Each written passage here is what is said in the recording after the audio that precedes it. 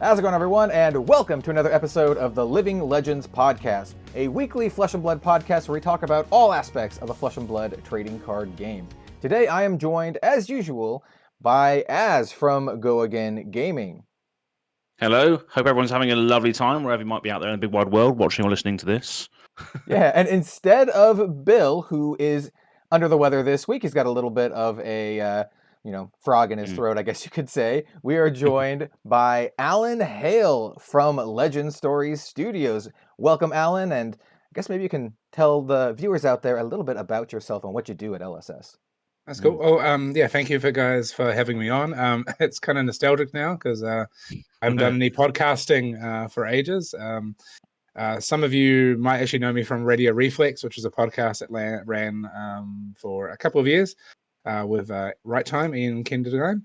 But yeah, now, since the beginning of FAB, my role has been organized play manager. At the moment, what I am is I'm the North American, South American senior organized play manager. Nice. So real simple description of that is me and my team help manage everything that happens organized play-wise that happens in stores.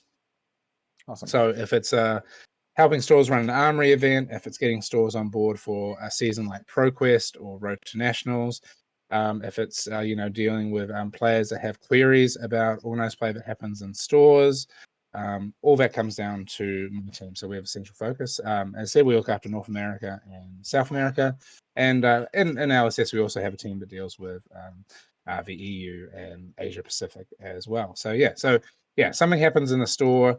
It'll be our team looking after it, motivating it, making sure stores know what they need to do.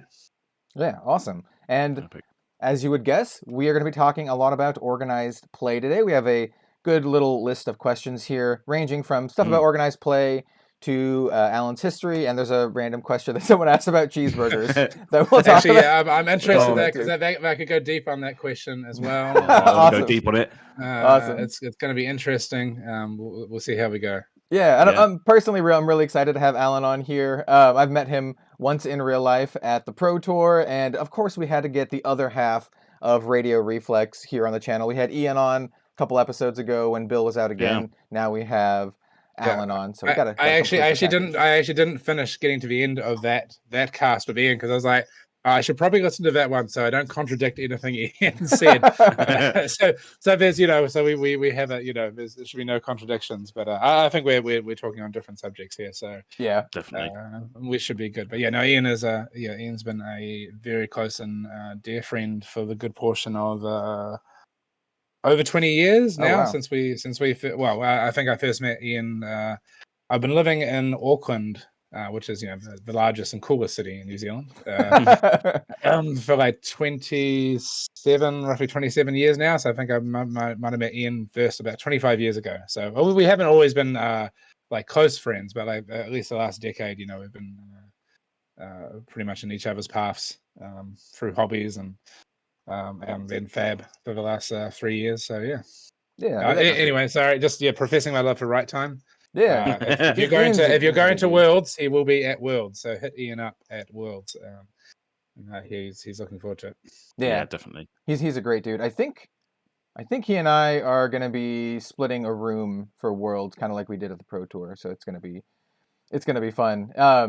And we mentioned Radio Reflex. For those of you who don't know, Radio Reflex is probably one of the most OG Flesh and Blood podcasts out there. It's like the podcast that I listened to when I first got into Flesh and Blood, right before Arcane Rising came out. There really wasn't a lot of other content out there. There was like DM Armada, and then like Right Time, or not Right Time, but Razor Reflex. Not a whole lot of other stuff out there. So they're kind of like the OGs. Yeah. They had some cool interviews early on too. Yeah, we actually started it because we wanted to kind of fill that void in casting. And Ian had done a lot of casting for other things. I had done casting for roller derby before.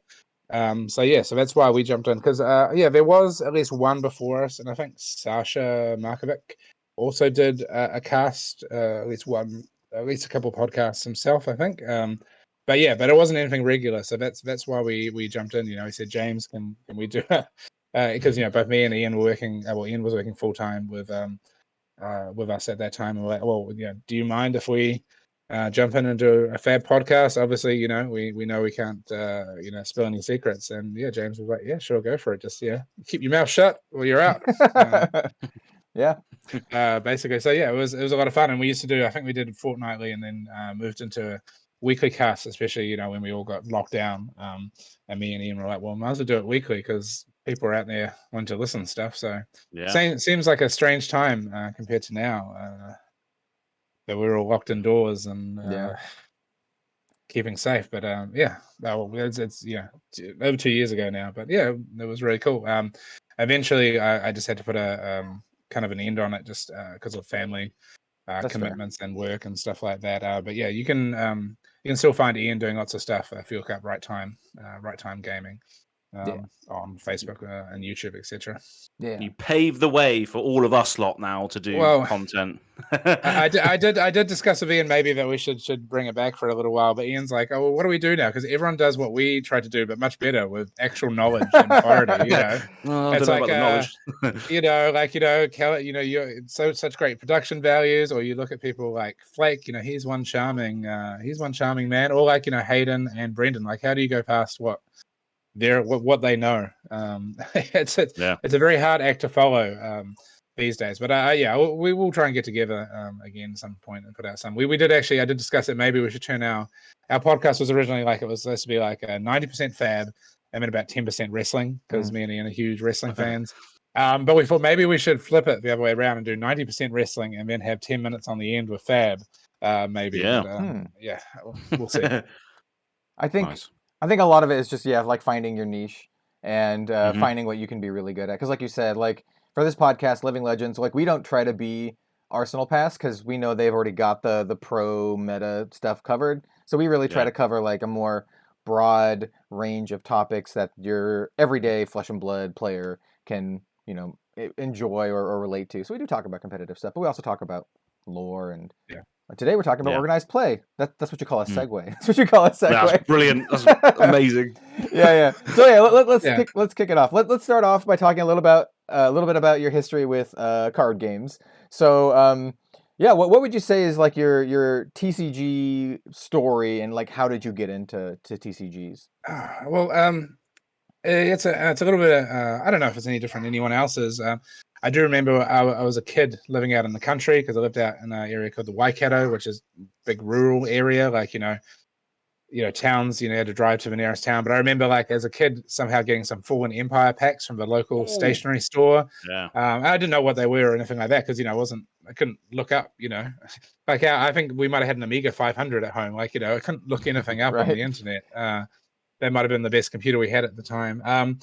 But I think I kind of started off, first TCG was the Babylon 5 TCG. Really? I think the company was Precedence that made it. But we didn't, me and some friends got into that not because we were gamers, because we were actually, I was heavily into comics. Back in the 90s, there was, like in New Zealand, we're a small country, there was like comic shops everywhere. Some suburbs had 2 comic shops. Wow. Like, I remember on Thursdays, me and my friend would drive around to all the comic stores, and we could hit up like 7 or 8 comic stores in Auckland. Basically, that was like Thursday. We didn't have any classes at uni, so I had a car, so we'd hop in and we'd go and bother all the owners and end up at our favorite store at the end of the day. But yeah, we were comics. So Babylon 5 came along and we played that. Eventually, kind of a game. There was never that many players, to be honest, and we're all fanboys. And I kind of forgot about it, and I knew about Magic, but again, I was heavy into comics. And then one day, I was working at Vodafone with Telecom, and one of my workmates, it was a long weekend, said, "Hey, do you want to come over and play this game that me and my flatmate are going to get back into?" And I was like, "What game is it?" And he's like, "Magic the Gathering." And I was like, "Oh, cool. Well, I know that. I'll go hit up Ian because like I knew Ian. I'll go hit up Ian and I grabbed like a starter deck and we played like 3-player Magic on a Saturday on the long weekend, and then that was kind of it. Me and Ian played a lot of games. We had a team called Los Diablos, so we like played various things. Like we played Versus, WWE Raw Deal. I think it's UFS, all sorts of things. But the Magic was the main one that took a hold, and then I was kind of collector player.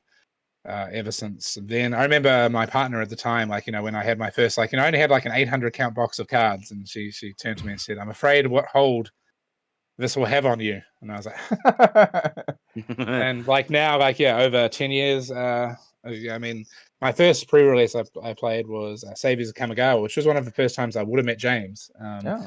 I still have my DCI. In the old days, I used to have these little rip-off cards. Oh, dude, I have one. I still have one. It's yeah, like mine's orange. It's like an orange one. Yeah, I still have mine's like a silvery one. I still have it, which James would have given me at the Saviors of Kamigawa pre-release. So that was first, and like I became like kind of after playing for a while, I wanted to do something in the community, and like there was a very good head judge, well, basically James's head judge, Richard Carpenter, and because James was a premier TO in Auckland. And Richard said, "Okay, well, I'll introduce you to James. We can see if you can come on as level 0 judge." And I judged for James for many years. When James was a premier TO in Auckland, then he decided to do other stuff. So I got the premier TO role, and so me and James, were interactive for quite a while. And then James was kind of out of the Magic scene. He was looking after Yu-Gi-Oh! In Auckland and various businesses. So I didn't have much to do with James. And then I suppose was that like about 3.5 years ago or so, whenever it is, I get a message from James saying, "Hey, I'm working on this game. Do you want to catch up sometime?" And I was like, "Oh, it's a bit out of the blue. Haven't talked to James for a while," but I was like, "Oh, that's cool. All right, nice." So we set up a meeting, and James invited me over to the original. Well, I'm not sure if it's the original LSS studio, but it was the studio that was we were working in before the game actually launched. It was in a suburb called Newmarket, and it was actually kind of like a studio apartment. So like I think like I don't know if everyone's seen that little video that we did of like everybody at the office, and it's like it goes from like a small group to bigger to bigger to bigger, and closing in James. So like the first video would have been almost everybody who was working in that little office at the time. There was one creative person who's left the country since then, but like we had in the main studio we had was it Chris Goarin, Jason, me, and James, and then the creative was stuck on the other side, which was like half the size. So you had all the creative team and Robbie working on all their little PCs, and like there's only one bathroom there, so it was a tiny little studio. But like then we moved into our big digs long after that. But James invited me up to that studio. He showed me Ira. We got to play a couple of games. I won a game against James, Nice. which I'm sure he let me, but it was a blossoming, a blossom game where I drew some cards, got another blossom. Nice. Got it over the line because James mentioned the job, and I was like, I had to play the game first because I don't think I could work for a company if I didn't like the game. But kind of like I was like, this game is so different. This is good. This is I'm not gonna not sugarcoat it or anything like that. It's just it was great. So that was about it. James reached out to me. They wanted somebody for OP. Obviously we've developed like as you've seen from that video, the company's got a lot bigger since then, but a very small core team. That's probably my TCG journey. I don't play so much at the moment for any TCGs. To be honest, like with Fish and Blood, I mainly just play in the office. We have office leagues. Nice. Our office is like a floor of a building, and there's actually two sides. So we have metrics where James and the designers, Tessa's they're metrics. And the pits. We're in the pits. Oh hell yeah! Pits. Oh hell yeah! It sounds terrible, but our office actually got upgraded after there. So our office is slightly more nicer and upgraded. So we work in the pits. So that's like the organized play team, Nikki and the coverage / content team and the operations team all work in the pits. Nice. So we actually have we have in-house leagues basically. So we had like a Blitz league. We just finished a sealed Welcome to Rafe Unlimited sealed league. We mainly play in the office, and just generally like we're actually not playing much at the moment because we're all waiting for Dynasty to come out so we can figure out what we're going to do with our decks. But like me and the operations manager Chris, we have 4 Chris's in the office. We have a lot of Chris's in the office. It's a common name, so we have to differentiate them. But Chris H, we usually play at lunchtimes. He plays Reinar, and I've been playing a lot of Oldham Blitz recently. But who is yeah, this? so that's how I got into TCGs, and probably my quickest version of my story up to date.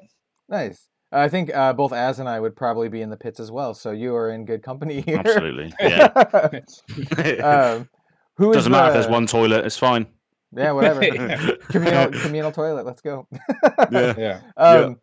Who's the scariest person in the internal LSS league? Like, who do you not want to get matched up against? Oh, okay. Well, it's because we don't have any devs on our side. The devs are all on the other side. We don't generally invite them because then we'd be sort of. But we do have Newson. Okay. So Newson does development, but he's also part of the operations team. He does a lot of the operations work. So currently, Newson is actually 2-0 in the leagues. Okay. Undefeated, and it's just like, but we don't mind it because one of the cool things is Newson is great. And I've had a couple of close games with him, but like our side of a team, we're not devs. We don't play a huge amount. There's like both my account managers, Fran and Alex, have both they've started playing more because of the leagues and that, and getting into it. So if you want to get better, sometimes you need to take a lot of losses, and Newson is really good. So he's by far the best player. So it's good to play against him because you just don't get any better unless you play some competition. I always used to tell my daughter that you learn a lot more from losses and wins. It's easy to gloss over when you get a win, to be uncritical. Losses are way more important. So it's good. I got Newson down. I almost beat him with Oldham. But I lost. What I lost. What's I'm looking for? Tempo, and he managed. He was playing. He was playing Ira, and Ira is such a good deck. Now I've been playing the Ira deck that he had, and taking names. Just nice. How does anyone beat that deck? It's so good. Ira's pretty good. Yeah. Our next. Oh, go ahead. Oh no. Sorry. All right, the next two questions are like more lighthearted. Let's push those to the end, and let's get to the flesh and blood stuff, and then we'll cap it off with some like fun questions about a like really interesting promo card, and then also a cheeseburger. So we'll stay tuned for that at the end. Stay tuned for that at the end. Yeah. Let's talk about some organized play here. So this is kind of just a pretty general question, I guess. How important do you think organized play is to Flesh and Blood?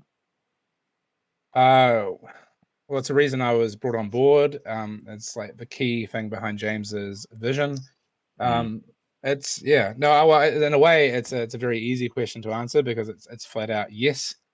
If you want to go deeper than that, it's a pretty deep question. But it is. Part of it is like competitive spirit. But part of it is just organizing people, like even into casual play. I don't know. I'm a little lost for words on that one, just because the answer is simply it's very broad, yes. But like the one of the key things, and James has said so many times, I've lost track, is like it's bringing people together, in that language of great games. And I've always said, it doesn't matter what game you're playing, just like bringing together, and organized play is really vital for that. The other thing is just like making connections with people. I've never had so many friends in the US as I have now, and it's because it is organized play. And we all want to kind of do our own things, but you do need like some structure to help bring people together. So I feel a little unprepared for that question because you could write a pretty big essay on it, but like it's really key for reaching people, and giving people goals and drives. I think there was a moment actually at Pro Tour in New Jersey that I was having a conversation with a group of people, and like I almost kind of teared up, and like later on reflecting on it, I kind of teared up in my hotel, and I think I put it on Facebook about it. Just I was talking to some people, and I talked to one of them about helping organize FAB in the area and the store, and the guy was just saying just like how FAB had just given him that drive, had like really helped reach out to other people, kind of grow his friends, like grow a community. Like he was kind of like at a real loose end in his life, And he was like, well, this is a really cool game, and the game, by kind of, I suppose, initiating organized play. He talked to me on the call. He wasn't a store owner, but he wanted to like build it up in the store. But he just said just been such a huge part of his life, and like the people he was with there was because of organized play. And and then he was at Pro Tour and getting to meet me, and I was like, I was a little overwhelmed. That just making sure people ran tournaments and got their armory kits and stuff like that could lead to people, a change in people's lives. And I had to, at the end of a conversation, I just had to kind of turn my back, and I was just a little overwrought because I was just doing my job, and organized play has such a big effect on people's lives. So well, what you do is encapsulated and ingrained in the mission statement itself. So I guess that that gives you so much job satisfaction as well. Yeah. It really does when things come together. And is it like the first Pro Tour, just like seeing all those people, and they'd all graduated to the Pro Tour through the organized play that started off in stores. The grassroots to the top stuff. Yeah. Yeah, so it's just super important. That's why you may see on our website we kind of like have a tiers of play, and like tier 1 is kind of like armory events, tier 2 is kind of like pro quests, and then it goes up to like the premier level of players. And people have commented, oh, well, why isn't like the premier tier 1 on that list? Because like it's by very name it's premier, but it all starts at the stores. And unless we get organized play right for these communities, like it's not going to go up to tier 4. That's really key. So it's been a wild ride, and we're always evolving our organized play. But we I think that helps as well. It helps as well. Like develop stories and develop character and develop players if you're having all of these tier systems, so someone can work their way from the very, very bottom all the way to the top. It helps build that character and build the story behind that person, and that's why their lives change. So what you do is very important for sure. Organized play has always been key. It's always been James's vision, is because that's where it's also where we came into the hobbies. I used to remember like the big pre-releases that James used to run, and you had all variety of people. And I came into a pre-release wanting to get like 6 packs or a tournament pack and 3 other packs in the promo, and then like before long I was like, oh well, there's this PDQ coming up. How do I get into PDQs? And I never became a good player. But I still took that road, and that road took a different path. So like organized play puts these people on these paths. Like I do have one major point. I made 2 PTQs top 8s in my time.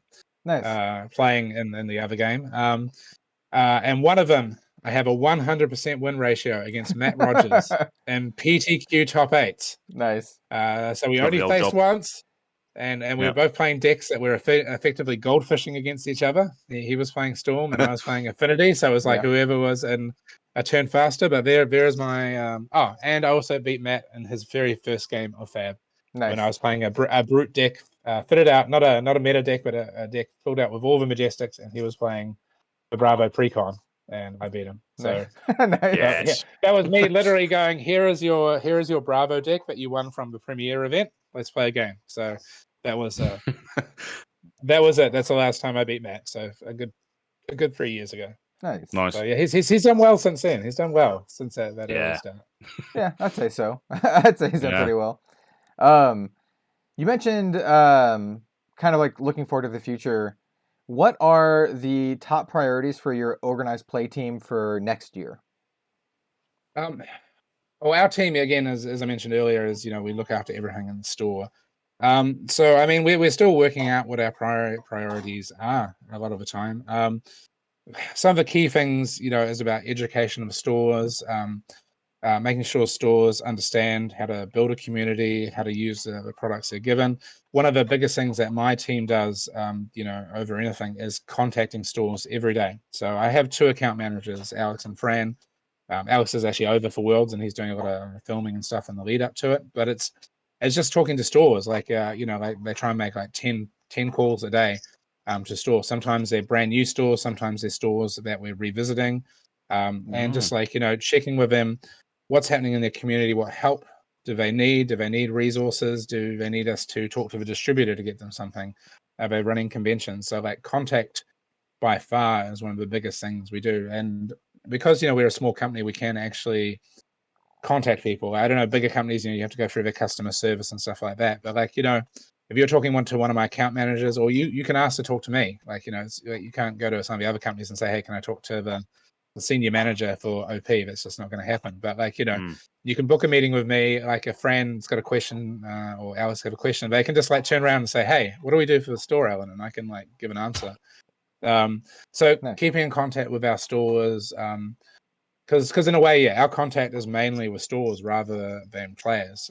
But obviously, like players feed back to the stores. So probably one of the biggest things is to, like, for next year is to educate stores, and most importantly, keep in touch with stores. Stores are always amazed that they get calls from us, and So is that we like to keep it up. just to tack on to what you're saying there? Is that new and old? So are you calling stores that haven't played the game before, or is it mainly like building relationships with stuff that you already have, or is it a bit of both then? It is both. It is both. All right. Contacting new stores is very key, and like we have like we keep a track of all our stats, and like generally within the first month of the store signing up, we hit contact with 95% of those stores that are signing up, and obviously we get stores signing up on a regular daily basis, and you may have heard, of course, we're bringing Brazil on board, and Brazil has been huge. We had ideas about how many we would add, like kind of a tier, we'd add this many stores in the first month and this many stores in the second month and this many stores. And instead what it's gone is we've added this many stores in the first month. And Nice. And it's Brazil's had a huge response. So our team is, going out there. So yeah, we do focus on new store contacts. But it's very important because, stores go through cycles, if we see stores that are having like dropping off, or like just having difficulties with their communities, that's when we want to jump in and give some advice and find out what they're doing. So is that measured it is through armory events as well then?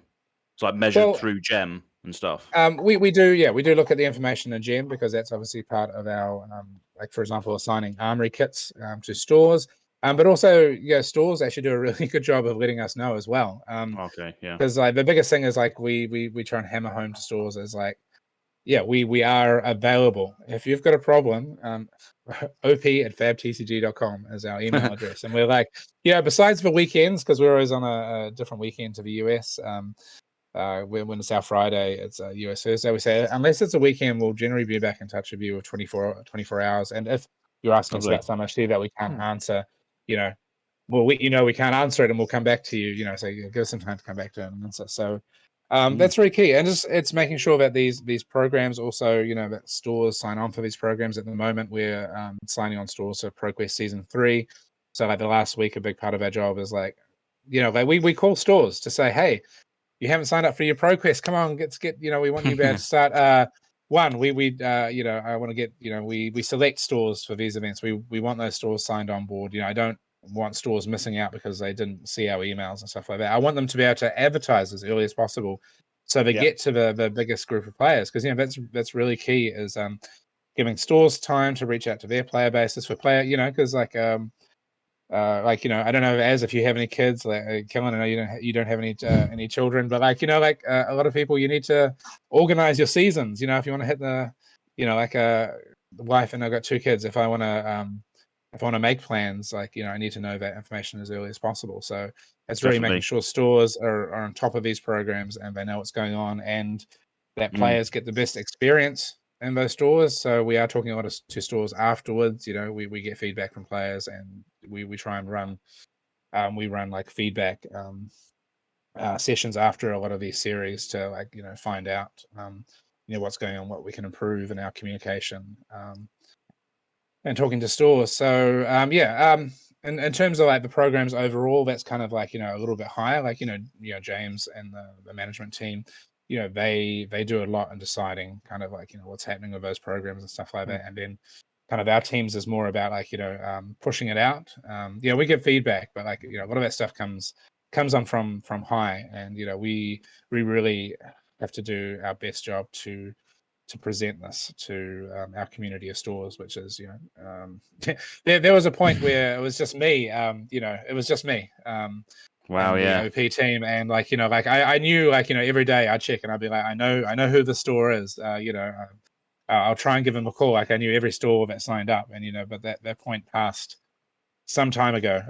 Yeah. I remember our first pre-release. Our first pre-release was for Arcane Rising. Oh yeah. Rather than Welcome to Wraith, because we didn't do a pre-release. We just kind of launched, and we did do some like Armory previews in New Zealand, and that was it. But for Arcane Rising, every day I was on the phone saying, hey, we've got this number of kits, join us up for Arc. And James would be like, how many have we got today? And he's like, we've got this many, go for it. And I was like, yep. Every day we're getting a few more on boards. And then COVID hit, and the Arcane Rising pre-release happened basically in New Zealand, a little bit in Australia, and very little in the States. But that's what it was at one point. And it's kind of crazy to know. Yeah, our team is 6 in total between APAC, EU, and North America. We're 6 people now, which is probably even still too smaller team for the goals that we have. Speaking of, speaking of the goals, you mentioned Brazil coming into it. Is there any plans to expand even further? I know that Flesh and Blood is now picking up in Japan. I know it's a lot of grassroots movements in Japan. Are there any plans to expand into other areas like Japan and not just Japan, but other areas too? Well, I can't say too much, but I mean, we obviously want to be a global game, but really key behind this expansion is making sure that we have the right partners in the area and that we can actually properly support. That's why it's taken so long to get into South America, because we needed to make sure that we had a partner, which we do now, and also make sure that we have the volume of supply, because nothing kills a game like being able to drop some product in and then players going, oh, it's 6 months, I haven't seen any product. And we are still a small company, so we have to make sure that when we go into a new market that we're totally prepared. And for the longest time, we had people from the UK and the EU begging us to come in, and we're like, yes, we totally want to be there. We had to give polite answers saying we'll be, essentially saying we'll be there when we be there. But every time a passionate player reached out to us, we were like, well, it kind of hurts. We don't want you having to order your product from the States and had to buy promo cards on the open market. We want to be there, but we couldn't be there until we could actually support it properly. So we're always going to be looking to expand. Japan is something that's been obviously talked about. Brazil is the big one, but again, finding the right partners and the processes, and just some countries are easier to get into than others. The Brazilian distributor, they had to go to government. They had to get laws passed to make sure they could get TCG products into the country to begin with, well before FAB. Because they're actually classed under educational products and stuff like that. All sorts of stuff. Really? Wow. To get stuff into a market, and that's well before we came along. For other games. So I wish it was easy, just as dropping a few pallets to a distributor and telling people to go wholesale. There's this team that does so much work on that. So hopefully we're everywhere.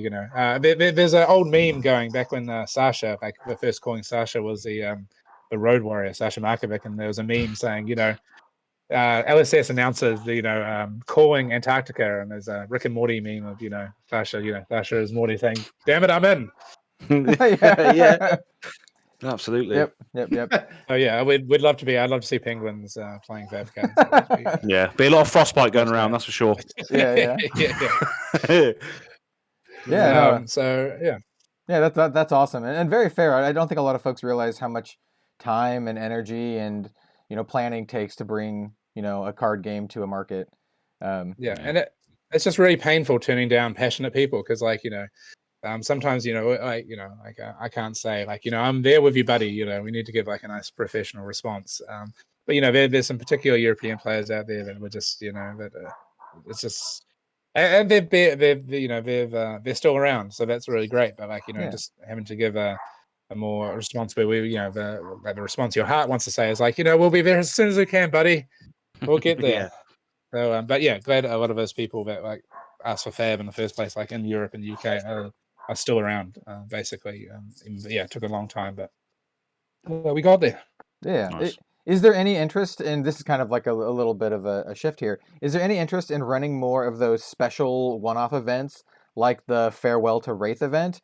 I know it was very well received. I personally thought it was awesome. Is there any more interest in doing kind of special things like that? You never know with those events. I won't say too much because that was very much something that James came up with, and like he passed down and said, like, guys, get this. This is an idea. So, because James, James isn't like a distant CEO. James is I think people will be surprised at how much James is involved in all sorts of facets of the company, there's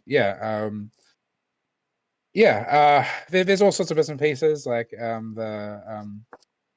something like the upcoming Dynasty Armory weekend release. That was something I pushed for and quite late. So like some of those sometimes, like, because we're small, we do have a chance to pivot sometimes. And the Dynasty Armory weekend was something I tried to push through, and it's going to be really cool. I won't say anything else, but yeah, okay, nice. There's some stuff. Those may come up from time to time, but nice. Yeah, they're very like that one was kind of wasn't planned for. It wasn't like in some document 2 years ago saying like when Welcome to Wraith Unlimited runs out, we should do this at this date. Right. So, but yeah, I think it was very well. It was pretty well responded to. So, if players like it and we get the feedback, and if especially James sees those opportunity, we'll get his cogs turning, and he'll be like, all right, well, team carry. This is my vision. Carry it out. Yeah. So you said that wasn't like planned ahead. How much of an OP roadmap does LSS envision in an ideal world? Like, how much would you like to plan ahead in an ideal world? All right. Well, I'm gonna kind of no comment on this one. Okay. I mean, obviously, like the simplest thing is we want to give people the longest time to, pick up on what we're doing. But there is, this is something James said I could definitely say, is there will be a very in-depth article. Oh, okay. Kind of like covering this that is going to be coming up before the end of the year. That's good. So there is definitely James working on something very in depth about kind of like just organized play, premier play in general. That'll kind of cover those. So I won't say anything, but there's definitely a lot of information that'll be coming out before the end of the year. So I think there's a lot of questions. Yeah, so there's a lot of people, like when Worlds was announced, they're like, oh, that's really, really close. It's like, how do we plan to do this? Like me, for one, I had to sort of shift like loads of holiday around at my normal job to be able to go. So having that roadmap, having that thing for a lot of us that work normal jobs and all that sort of thing to get to these places, is I think is very key to have. Yeah. So we definitely understand that also because we've been in those situations before. Just through our history of play, so like it's not something that it is something that we are definitely aware of. So lovely. I won't say anything else. That is for absolutely James to come up with. Nice. Sweet. Yeah. So if you're listening and you want more information, just stay tuned. Keep an eye out on the Flesh and Blood website. Pardon me. Yeah.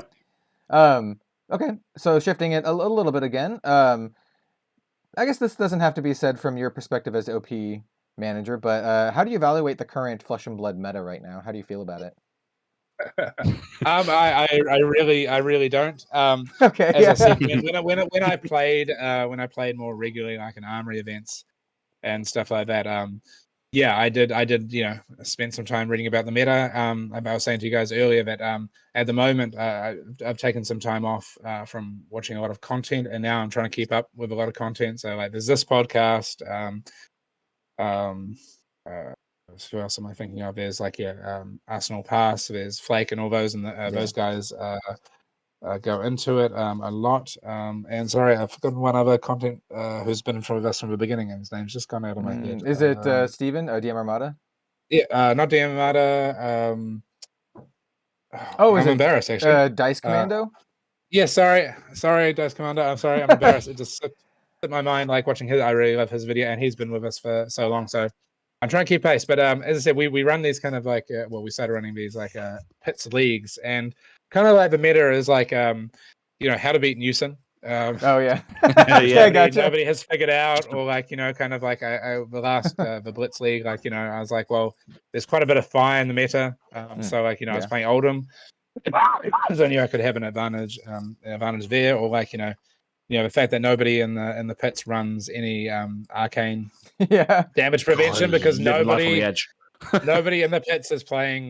No one's playing there's no arcane damage in our format. We're all everyone plays nice, like conventional, more conventional. All right, Alan. Everyone plays nice. Actually, sorry, There's except no for arcane. Chris Bewley. It says Chris Bewley. He plays every deck. We had a rule with our league that you could after every 2 games, you could change your deck, and whether that might be changing a couple of cards or changing your deck entirely. Last league, Chris actually played everything. He played Dash. Nice. He played Briar.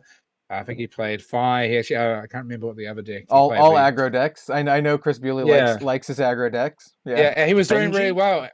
He was doing really well until he played Briar for the last 2 rounds, and I think he went 0-2 with Briar. Like Briar totally let him down. Otherwise, he would have been. I think he would have come out. Yeah, Briar hadn't let him down. He would have come like second, in the league. Here's your chance, Alan. You can rock up with Icelander and just kind of goozle everyone. Yeah. Oh, I tried. I did try Icelander. I played a lot of Rhino versus Icelander testing. But like I don't understand Icelander. So yeah. So it's weird. Part of my meta is I play Chris from the operations team, and it's always just trying to beat his Rhino deck, and sometimes he just intimidates me for a full hand on turn 1. Yeah. That happened to me at one of the only callings that I wasn't doing coverage at. I was playing in. Really nice dude. I think I was 3-1 or something at this point, and he intimidated my whole hand turn 1, and then smacked me for like 16 or something. And I'm like, well, I guess I'm just gonna start at like half health, whatever. Yeah. So I mean, coming up with Worlds, actually, I'm going to pay more attention because Worlds, obviously, Worlds has the Blitz section, and that's what I'm interested in because there hasn't been a lot of Blitz, and like I'm keen to. Like at the moment, I've got Oldham built up, which is from a list from. Sorry, I'm not sure who I should credit, but it was one of the players that for a skirmish came top 8 at a skirmish at Sushi Night in Wellington. I'm playing his Oldham list. Nice. So shout out to I don't know who you are. And Newson also gave me a Ira list. So I've been playing the Ira a lot, and then that deck seems unbeatable. And then I asked Newson, he says, I know. It does get beaten in the wider meta. And I'm like, it seems so good. Flick Flacks and Kadachis and stuff like that. And because I never played Ira when Ira was like the top, when like the skirmish seasons where it was all Ira Dorinthia. I didn't play it because I was like, I can't play the mirror. I'm no good at playing the mirror. I'll just play a different deck. But my main concern is Blitz. So as Blitz rolls around, and but then again, Dynasty kind of obviously shakes all that up. So I can't wait. We'll see what comes after that. But so I don't play a lot of classic constructed meta, but as we're getting new Blitz post Dynasty, that's when I'll really be paying attention to it. Yeah, cool. I'm really excited for Dynasty and all the new goodies that everyone gets to play with. I'm so stoked for it. The last question before we get to some silly questions and our Arsenal step is, with casual events being at Worlds, should we expect to see more of that going forward, maybe at the store level or just kind of in general? Well, the events that are planned out of Worlds are planned by an entirely different team. Okay. To my team, but at the same time, I'm a big proponent of casual play. So I'll just leave it from there. Casual play is very important. Obviously, like my role, I'd love to be turning more effort to it in 2023. Nice. So, but casual, for any game, casual play makes up the majority of any game, and there's a focus personally just from me because I do like the more casual formats like Commoner. I think me and Ian ran the first kind of those kind of Commoner events actually back like it would have been like just post Crucible. Oh yeah. Me and Ian ran some Commoners, and actually it was Jason from the dev team. Jason actually won the very first Commoner event we ran with, of course, with Wizard. Well, of course. But like and UPF, like I'm looking forward to building some Yoji because I was recently just going through getting all my Everfest sorted away, and I have like an inkling of an idea for an article. about Nice. like Yoji with all the potions and stuff like that, because like Oh, I think those have an interesting place in UPF, because yeah. you can kind of hopefully slow the game down a little, and there's a lot of good potions. You probably wouldn't think about them for blitz or constructed play, but sitting on a board with like 4 other players, I think a lot of the potions need to be kind of re-examined for the UPF format. But I could be totally wrong, because I'm a scrub. Generally, so maybe I'm wrong, but I think all those amulets and potions can definitely have a place, because I think like in UPF, like, especially if you're playing not just attacking to the left or right, but playing like free for all, you can have kind of some off turns where you're just kind of building up a board, and the fact that Yoji's got a little bit of extra life, and also hopefully wants to help everybody out. I think there's a space where you can put those kind of cards. Well, I'm going to find out. I'm going to find out. I think I that's played one a of the... variant. I played a variant recently, actually. With sorry, I'll just say this, but I played a variant recently called like a bar brawl version, where each player starts with a potion on the battlefield already. Oh, interesting. So they can so they're all like they're insinuating that they're all having a drink, and suddenly they just get into a big fight, and then they can drink the drink and all that sort of thing. But yeah, it is a great way to play, as you say. It's great fun, and casual does make a big. There's a lot of a lot of people play casually. That sounds like a lot of fun. We should stream that sometime, we should do we'll do it. We should do a bar roll. That sounds like fun. Yeah, no, that sounds like cool. I do love when people come up with the little variants. I'm still looking for somebody to do a good tag team, like wrestling style variant. Oh, I know, right? Catches either wrestling or it catches kind of I know somebody said to me Tekken tag, but I was like, no, X-Men versus Street Fighter. Oh yeah. And you choose your 2 characters, you bring in your other character, like yes, I know Tekken tag, but Marvel versus Capcom kind of thing. Yeah. Something to capture that element. It's very cool. It's something that Ian and I actually talked about probably like over a year ago, about like we were kind of workshopping rules for like a fun tag team kind of format, and like how it would work. Do you need another partner, like a 2v2, or can you do it like a 1v1? And I don't know, I think it's cool. Switch in sort of thing, yeah. I love team play and team events. Like the team blitz calling in Vegas was so much fun. My teammates were DM Armada and Jim from FAB TCG Cards, and we did all right. We ended up getting matched against Tarek Patel's team and then Tyler Horspool's team, because we were doing so well. We get matched against like these top level pros. They beat us, but it was still like a ton of fun. I love team events. So I think for it has to be 2v2, because I know somebody's proposed like you just control 2 heroes, and I'm like, no, you need to be with your buddies. You have to have somebody on your side tagging it out. That's more important. Definitely. Maybe the rules of the play might not be perfect, but you need to have somebody. Yeah, it needs to be a tag team, you and somebody else. That's more key for me than anything else. Like maybe the rules aren't perfect, but it's got to be you and a buddy fighting somebody else and their buddy. That's way more important than anything else to me for that format. Yeah. Go on, Kel. Hash it out another time. We'll sort it out. We'll experiment with it, mate. We'll experiment. It'll be fun. We can stream that one too. It'll be fun. Absolutely. Yeah. So those are the big meaty questions we have. Okay, we have another meaty question, but it has to do with that's a good segue. It has to do with burgers. Someone asked, and I don't know why they asked this, but I put it in anyway because I thought it was interesting. They put Wendy's Junior Bacon or Carl's Jr. Western Bacon Cheeseburger. And my initial response is, I don't even know which one of those are actually in New Zealand and what's not in New Zealand. I've never been. We both have Carl's Jr. and Wendy's, but I don't know what they're like compared to the US. And Carl's Jr.'s, there are very few of them left. They started off with a bang, and then they've kind of all disappeared. The closest one just down the road in Avondale, which is where I live, has actually turned into a KFC.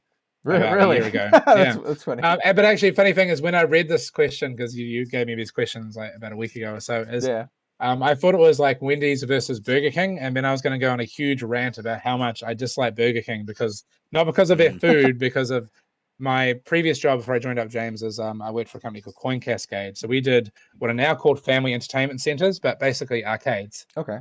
I was a technician and a factory manager, so I fixed games like even Daytonas or put them together, and we used to have games in Burger Kings, and I hate Burger Kings because they wouldn't clean their floors. So you imagine sometimes they'd have game areas and people would spill drinks, or because we'd have to be on the ground behind like a Daytona or like an old Sega Rally that I'm trying to fix, dude. and then there's sticky drinks and Oh, people's yeah. burgers and chips, and like I'm like, Burger King, the employees only wash the floors with cold water, not hot water, not actual thing to clean them.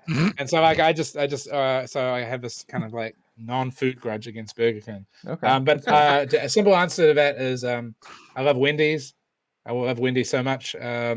My wife doesn't like Wendy's, so we don't go. So the only time that we can go is when me and my daughter Beatrice, if you've seen online, we go to local wrestling shows. So we always go to dinner beforehand. So I always try to wedge in going to Wendy's with her before the show. Because she likes the frosty dairy dessert treats, and I love the burger. So dude, that's awesome. I didn't know that. Like, this is kind of like a little personal thing, but when I was a kid, when I would go and help my dad do something, like take yard garbage to the dump or whatever, my dad would always stop by and get us like a little cheeseburger from like McDonald's or something. So I don't know. Yeah. I love that, man. Yeah. Is Wendy's the one that has the Baconator? Is that right? I do. Yeah. Yeah. Yeah. That's a Wendy's thing, I think. Wendy's actually has pretty good chili too, if I remember right. They're pretty good chili. Yeah, they do. All right, so you mentioned Beatrice, and this came up a couple times. What's the story with the Beatrice card? Okay, I'll be really simple. Because I don't want to give too much away. For a specific reason is before my daughter turned 5, I wanted to do something FAB for my daughter. Because like obviously she was born before I did FAB. Otherwise, I would have given her like a FAB name. Because my daughter Evie, she's one of her middle names is Azalea. Oh wow, nice. After the Azalea. Well, because I couldn't get any of the other names. Like my wife wouldn't. I was like, "What about Dash?" And she's like, "People would think it's a Dash, an extra Dash." And, yeah.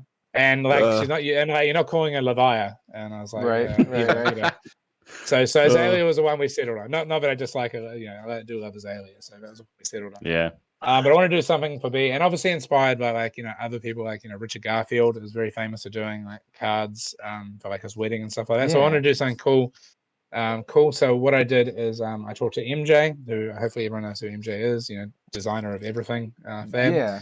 I asked her to do a picture of B and gave her some leads and stuff like that, and she drew an awesome picture. I had an idea for a mechanic, so basically I went to TCG.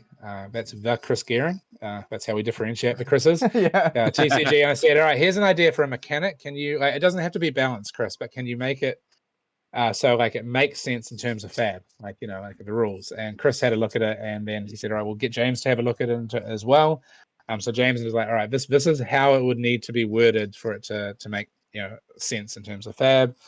Robbie, head of creative, he was like, cool, I'll put it into the frame. I'll get it into the official frame. That's why I think it says like copyright Hale family on it. Like Robbie put it all together for me, and I wanted it also to be a little bit limited because James is always one thing is we want kind of have value to stuff. Things to be a little bit limited.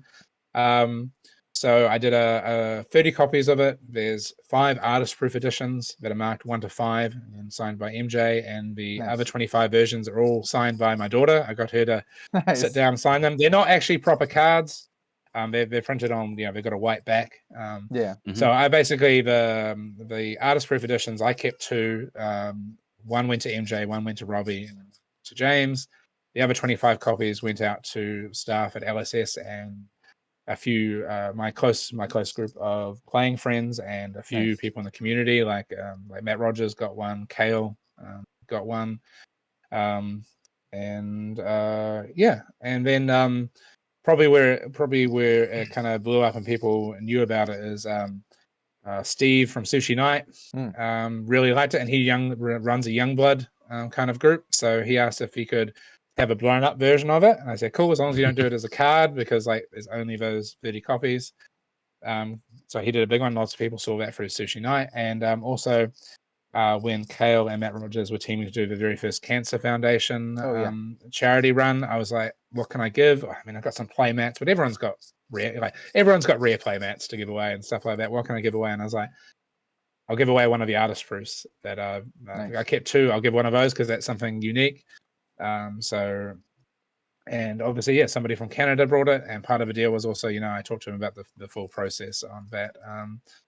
So yeah, and eventually I will probably do one for Eevee. Like I always say, there needs to be B and Eevee need to have hero cards, and maybe one day I'll do a specialization for them as well. So Nice. That's yeah, awesome. so let's have the Beatrice card. Yeah, people ask about it.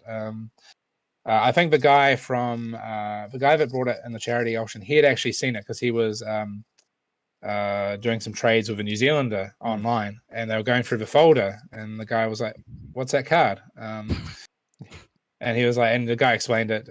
So I can't remember his name now. It was one of the people I gave it in the community. He's like, "Oh no, it's not for trade." And the Canadian guy was like, "Maybe I'll get one somehow." And then came up in a charity auction, and he paid a very hefty premium. I like to say it's the most unofficial card. Right. There is. So so Eevee will get one. It'll be a ranger. I've got to figure it out. My idea for a mechanic is something like because they always had like the life total is equal to their age. My idea for a mechanic was like a ranger that can't be attacked. So it's a UP. It can't be attacked until it attacks. So it's like in stealth kind of. Yeah, well, I was thinking, you give Ranger a turn, like Ranger can just sit back there, set up, make sure it's got all its arrows and its arsenals and stuff like that, and no one can get to it until it fights, until it reveals itself and fires that first arrow. So that was my mechanic, because I always made the mechanics that you can't beat up on my kids, because B's mechanic is that if any attack would be over 5 attack, it becomes 5, so it's like a attack reduction kind of ability. And it also ties in that B was turning 5 years old when the card was coming out. But Az is just over here, like, I don't know, just so super stoked. He's like, okay, daughter named after Azalea, gonna make a new Ranger card. Az is just thinking like, okay, now I gotta name my daughter after Azalea. Now I gotta pure inspiration right now. Well, when I do an Eevee card, I'm gonna do a bigger print run, because just simply like there's so many more people that I'd like to give copies of the card to now. So it might be like more like a 60 card run. Or in future I can send out to a few more people. Because I do know at least one person in the New Zealand community managed to trade for one, so I'm not sure who they traded it from. So, interesting. Oh, good. All right, I'll be, sorry, the kids are getting ready for swimming, so I'll be there soon. Hi, this is Beatrice. This is Beatrice herself. Hello. For the audience. How are you? She's good. She's got new sunglasses. So. They look cool, don't they? Yeah. Nice. Nice. Sweet. So that's gonna do it for the interview. We just have one more section. We have what do you have in your arsenal, where we talk about something we're passionate about outside of the world of Flesh and Blood. And since Alan is the guest, we're gonna kind of offer it to Alan if he would like to talk about anything. Okay, well, this is the most American of American things. What's that thing they say? America only has a number of like original art forms. Is it comics, professional wrestling, and baseball? I'm calling baseball and art. Oh, jazz. Sorry, and jazz. But let's talk about baseball. I'm huge into baseball, which might seem weird since I'm from New Zealand and stuff like that. But this is the first year I followed, baseball in the US. I absolutely love it. We're just into the first game of the World Series has just played, and it's been an amazing season. All these records. Funny enough, the way I got into baseball was during COVID. Oh yeah. And it wasn't actually through the game. I actually randomly flicking through YouTube and FAB box breaks and stuff like that. YouTube suggested Jab's Family Breaks, which is a baseball card breaker. And I watched his videos, and I didn't know anything about it, but his enthusiasm for baseball, it's like, you don't have to like cars to watch old Top Gear. If you like, like Jeremy Clarkson, like if you like those guys, you'd watch whatever they talk about cars. It doesn't matter. It's about them. So this guy Jab's so excellent, and then I was like, so who's this player that he likes? Who's this team that he likes? And then before you know it, then I was searching for more stuff, and I still watch his videos, but then actually beginning to watch the sport, and it's just got such a great history. Like this year, there's been like this amazing chase. 61 years ago, Roger Maris on the New York Yankees broke Babe Ruth's record, which had stood for like 40 years, hitting 61 home runs in a season. And then Aaron Judge, New York Yankee, was already 2/3 of the way a season and hit like 40 home runs. And they're like, is he going to beat Maris's record? And like, it's this huge thing. And like, just before the end of the season, with 3 games, he hit 61 and then 62 to break 61-year-old record. Nice. To do that. Wow. Or like, and just like obviously like Albert Pujols, he's like a player. He was one of the top players for 10 years in the game. He signed to the Anaheim Angels team, had 10 years of like very middling seasons, and people like his career's over. The LA Dodgers gave him a year contract, came aboard, kind of played a little bit, and then he was like, well, it's almost retirement. And then his the original team, the Cardinals, were like, come back to us. Gave him a 1-year deal. He was on something like 680 home runs for his career, and 700. There's only like 3 people that have done 700. That's like, and Babe Ruth was one of them. And people were like, no, he'll serve out his last year. He'll be a Hall of Famer. And then they put him on the field, and he started hitting home runs. And again, nice. and again, and again. And people were like, he's like, I was talking to Matt DeMarco at Q, and I asked him about Pujols, and he's like, he's never going to make it. Yeah, and it'll be nice. He'll retire after that season. He ended up at 703 home runs in the season, being four, and just it's really cool this weekend. People have been talking about the assassin and the emperor is dead. Ooh, and the storyline kind of stuff. And these kind of these legends, these stories, this is what I love, and this is what FAB I think has as well, and baseball as this American pastime.